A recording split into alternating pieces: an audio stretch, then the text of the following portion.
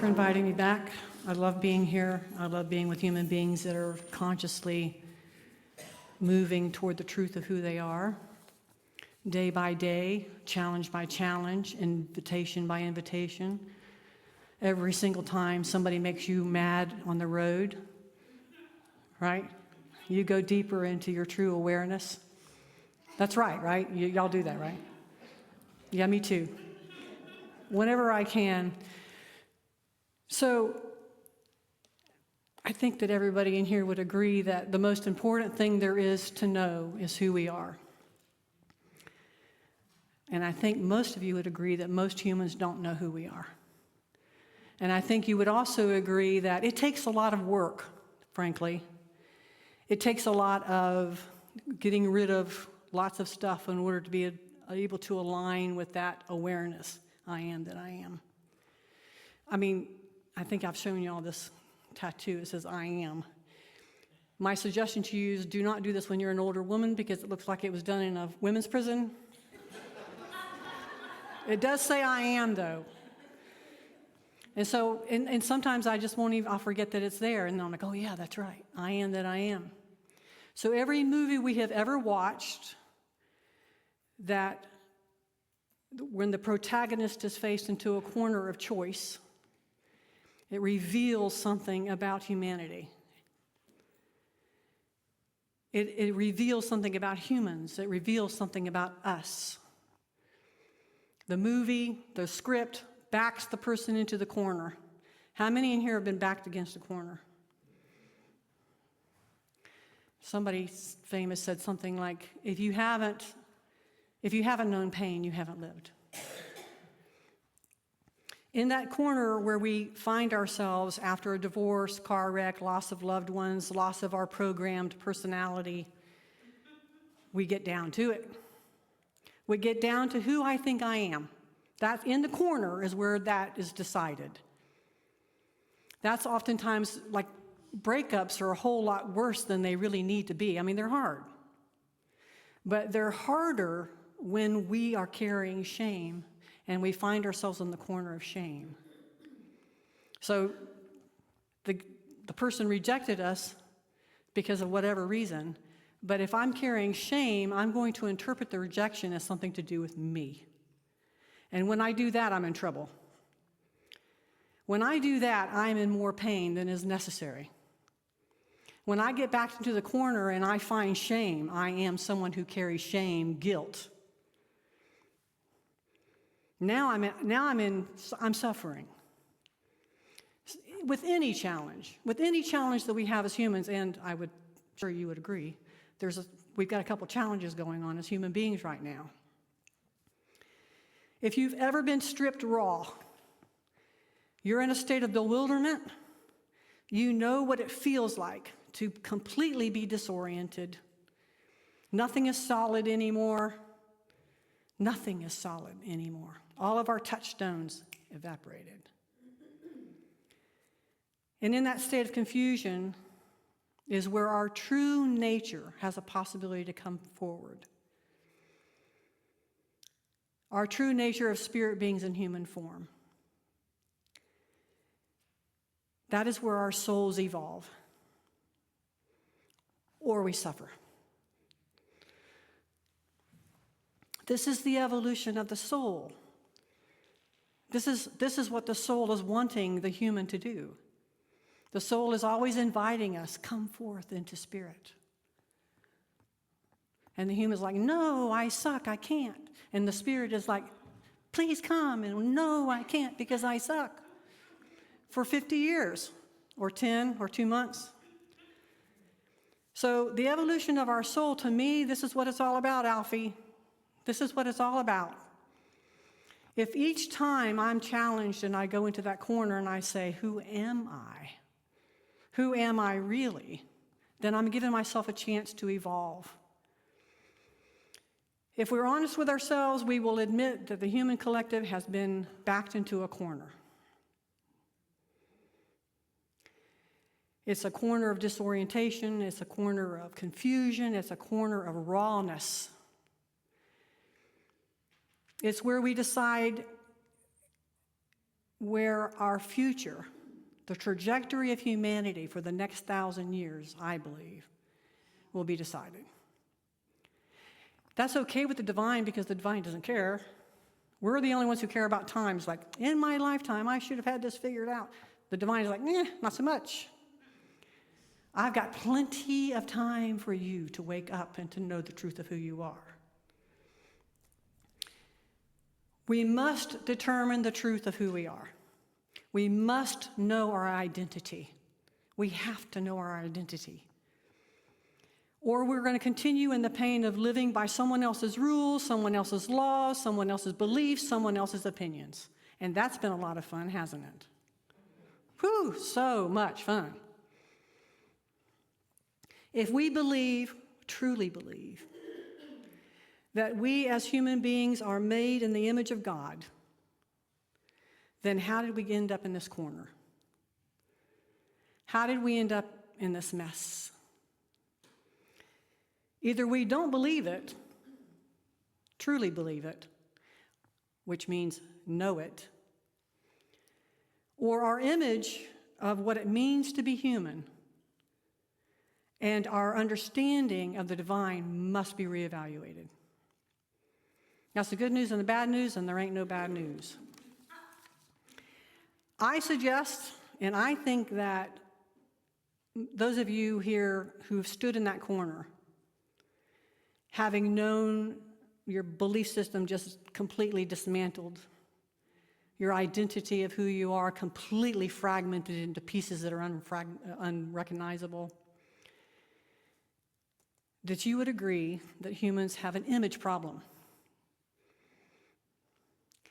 To paraphrase Beatrice of Nazareth, 13th century mystic, I love me some female mystics.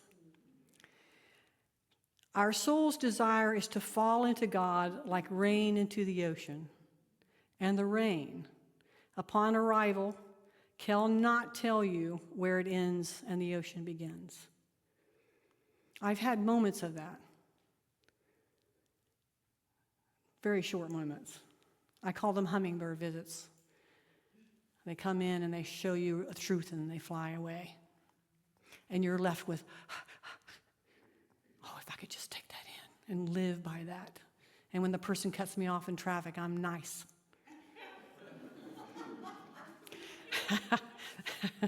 It's good to start with small goals. But where we are, the raindrop, who does not know our true nature, hovering over the ocean. Where we are with that image, that's the problem. I'm hovering over the ocean that is God. I'm hovering. And so the belief about me, the human self, is that I'm separate. Now, I know all of us and all the hymns and all the preaching and all the readings and the podcasts and the videos and the kicking east and the spitting to the west are trying to get humans to understand. All the lifetimes are about getting us to understand who we are. Jesus knew who Jesus was. That's why he became popular, because he knew who he was. We haven't had so many humans who knew who they were, but the ones who do are the ones that are giving an invitation to humans right now, and they live inside of you. So here I am, raindrop hovering over the ocean. I am separate from the divine hovering over the ocean, which is the divine. Daggone it. And I have in my mind that the ocean has expectations of me. I can't fully surrender to that ocean because that ocean has expectations of me. Now, those expectations are laying in the subconscious mind, but you can bet they're there. You can bet that those expectations of what we've made up the divine has for us are going to keep us separate. I'm not going to surrender to an ocean that has expectations of me. I'm not going to do that. And I'm not going to fall in love with somebody who has expectations of me. And I'm not going to be friends with somebody who has expectations of me. Because I'm smart. Because if somebody has expectations of me, now I'm eggshell walking. And I'm living by their view of who I need to be. One of the things that I hear with my clients so often is, the deep down wound is, I disappointed my parents. I might not say it within the first 2 years or 1 year that I work with somebody, but I will eventually say to them, if your parents are disappointed, they had expectations of you that did not come from God. And if they didn't come from God, then let's just think about why we should care. We imprint onto God our parents. We're like ducklings. We just do. We don't mean to, but we do because they're God's when we're little. And so we imprint onto God our parents. God, parents are the same in our subconscious mind until they're not. Until we do the hard work of dismantling that in the corner. Say, I'm giving that up. I want to know God directly, not through my parents' expectations, my parents' disappointments, who the world thinks I should be. Direct relationship. Unencumbered by people's opinions, attitudes, belief systems. When I am hovering over the ocean that is the divine, and I know that the divine doesn't have any expectations of me, I'm going to loosen up. I'm going to loosen up a little bit. And I'm going to say, well, maybe I can. Surrender into this oneness. Maybe I can. If I'm separate from the divine in my mind, I am separate from the divine in reality. If I am separate from the divine in my mind, I am alone, I am insufficient, I am powerless. Those are my I ams. Because otherwise, I'm just walking on this earth by human might, thinking that I'm giving myself breath. If I am separate from the divine in my mind, I'm really uncomfortable when I'm not hiding behind the veil of status, personality, my achievements, my victimhood, my false self, my egoic self, my beliefs. In the corner is when all of that gets taken away from us. And we're kind of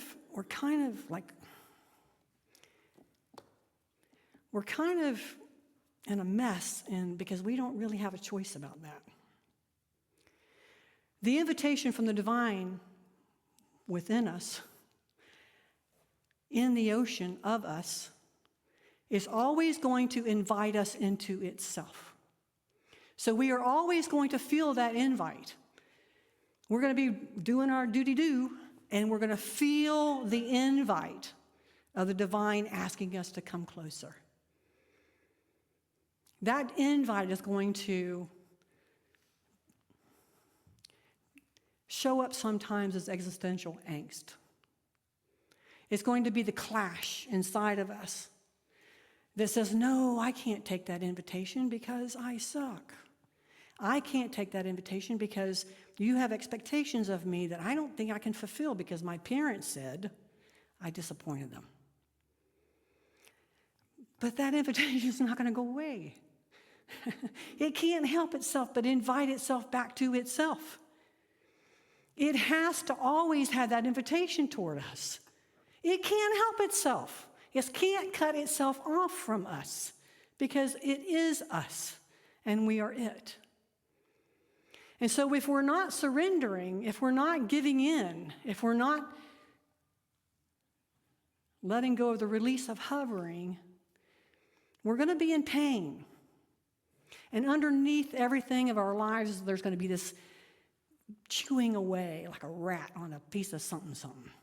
Just chew, chew, chew, chew, chew. We're going to feel it.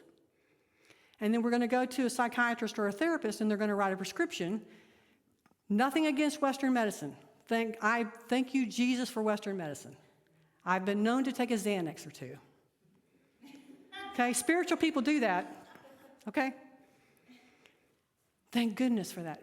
And if I remain on it when I don't have to, then I've given up that invitation as a real possibility in this lifetime. And so, dear counselors, dear therapists, dear light workers, if you've been holding yourself back, stop it. The world needs you. That wasn't on my list, but that is nowhere on here. But hear me if you can.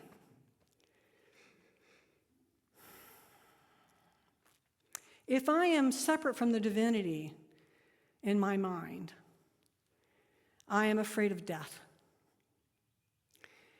I'm afraid, terrified of authentic connection. Real connection where I'm vulnerable. Real connection where I'm like, I don't know if I feel really great about myself today. And somebody says, you are, what was it? You are the Christ, daughter of the living God. Boom. Put you on the spot, but you pulled it off, didn't you? You got to. I'd better be better. I have my. Daughter of the living divine, I am. I am. Yep. Without apology. Without gee, I am. I hope gee was I think I am. I am. Mm-hmm. When mom is still in her wounded self and she is seeing me through the lens of her wounded self, and I'm carrying the subconscious belief that I suck because I disappointed her, in that corner, I'm going to make a different decision. My mother's not God. I am a child of the living divine. And when you hold that truth, I'm going to tell you something. I see this over and over. One person in the family wakes up. One person wakes up. And they don't try to evangelize the other people in the family. They don't do that because they know it's going to fall on deaf ears, water on a duck's back. I'm not going to hear it. But if I live as much as I can by that truth, they're going to want what I've got. They're going to want it because the divine's inside of them, and they're drawn to me because I'm living with peace and power and wisdom and discernment. They want that because their lives are kind of a mess. And I was thinking this morning, I would rather live. This is kind of, it's ridiculous for me to invite and bring this up, but I'm going to do it anyway because here I am. I was thinking this morning that I'd much rather have my karma burned away by somebody else's living their karma than me staying in my karma having to burn it over and over and over and over. Did that sentence make any sense? Yeah. Okay. And we're going to have plenty of family members and plenty of people in our society and plenty of people who are going to act out their woundedness in this lifetime. And I'm going to use their pain, their suffering, to bump my game up and be strong and powerful and wise with discernment and let them come to me. Because they want what I've got. They'll come to you because they want what you got. And you don't have to be a counselor. You can be somebody who folds up parachutes. It doesn't matter.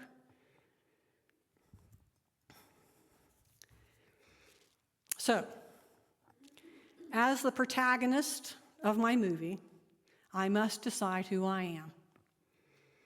It's a decision made over and over and over. And on some days, like I said, boom, there. Minutes. Sometimes I can stretch it into an hour. But I must know who I am. That is what every lifetime I've ever lived has been taking me toward. Every single one. In this lifetime, I'm getting closer to being able to choose. As the protagonist of my movie, I must decide who God is. So 2 things I know I'm going to get rid of, the idea that I'm separate, and the second thing I'm going to get rid of is that God has some expectations of me.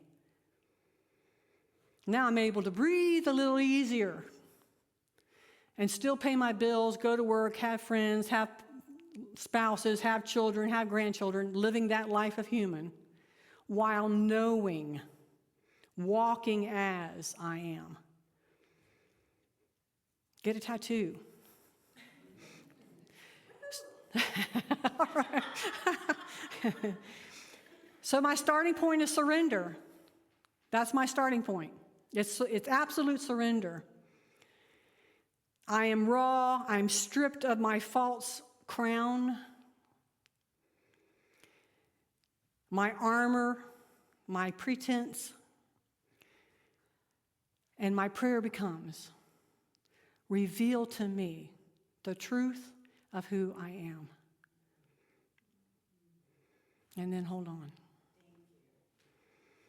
Hold on. And gravitate toward the people who are on the same journey. Gravitate toward people who are taking this seriously. Because I think we've proven to ourselves as humans that all the goodies of material can be fun. But it's not making us a lot happier. You get a new car, it smells great, woohoo! Celebrate. But it's not going to make you happier. Got a new boyfriend, new girlfriend, new friend, new job, little windfall of money, woohoo! Party. But it's not going to make you any happier. The only thing I know that makes any human being happier is to know the truth that they're divine. Because they can withstand anything. All of the rejection of the family, all of the stupidity of your culture, all of the stupidity of humans in general, because they're wounded and haven't been able to say yes to the invitation of the divine. I'm able to stand there. I'm able to be there. I'm able to be present with it. And when I'm not, guess what I do? I'm very familiar with not being able to do that, by the way. And I accept that. I accept that because I know it's getting better. I know that each time I come here, each meditation I do, each conversation that I have with somebody who's on the journey of surrender, I'm closer. I'm closer. And on the other end, almost each time somebody does something stupid that hurts my feelings, that's a little bit harder.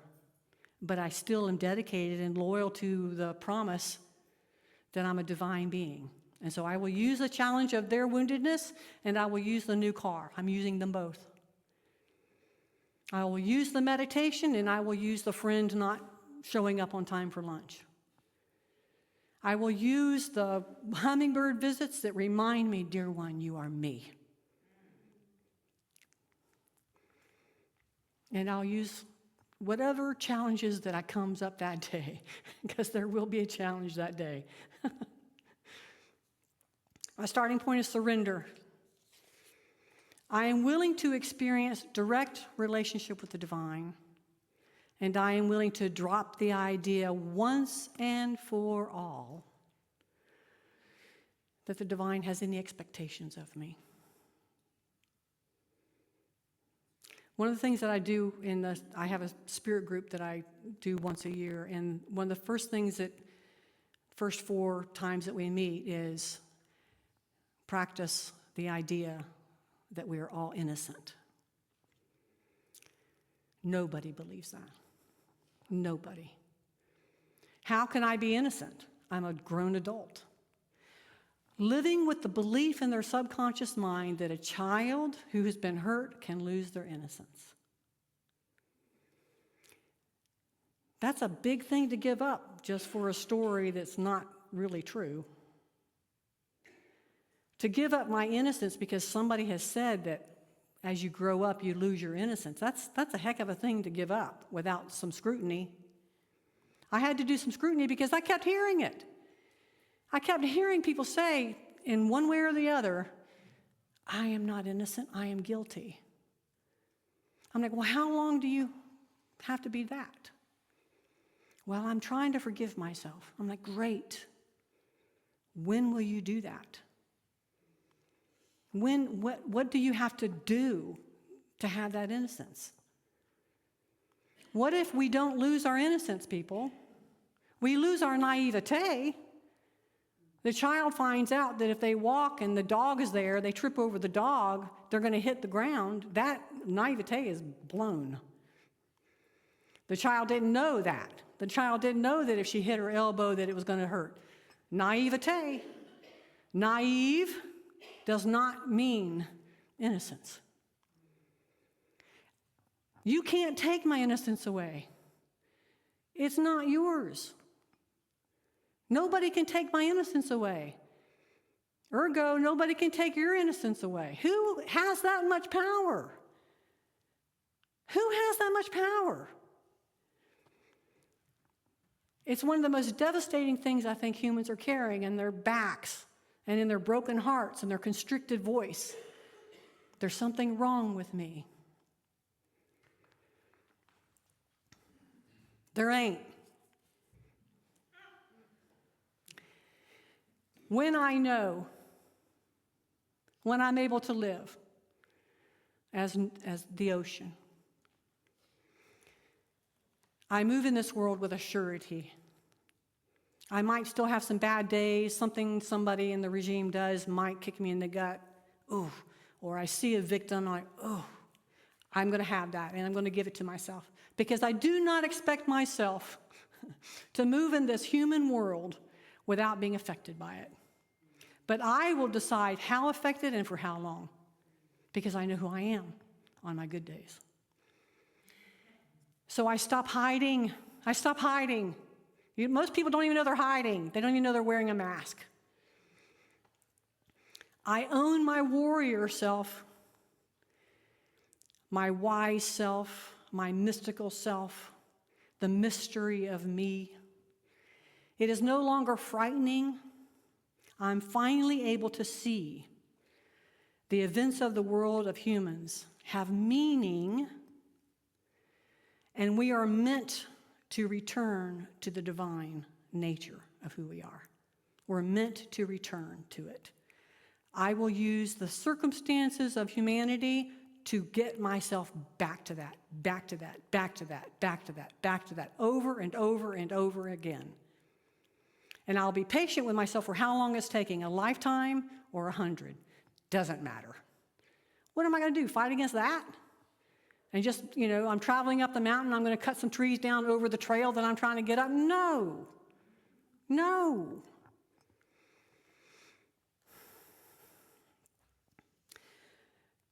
We are meant to live as divine beings without the story that was given to us by trauma, by our ancestors, by our family of origin, from our own misinterpretation of human events.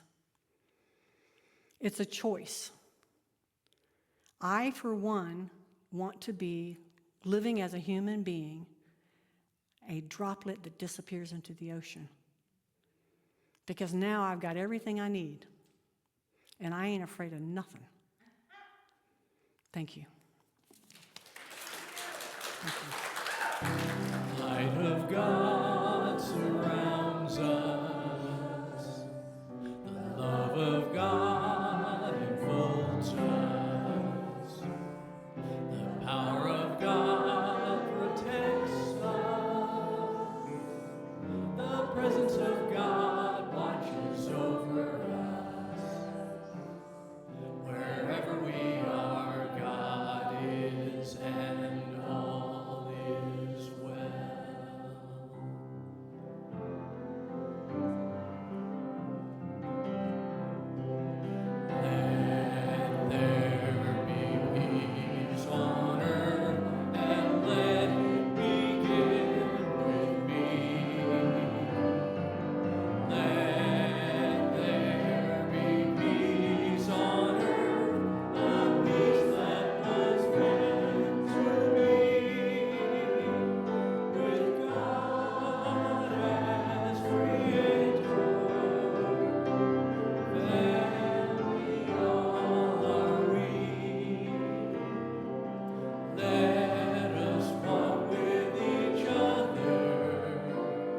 in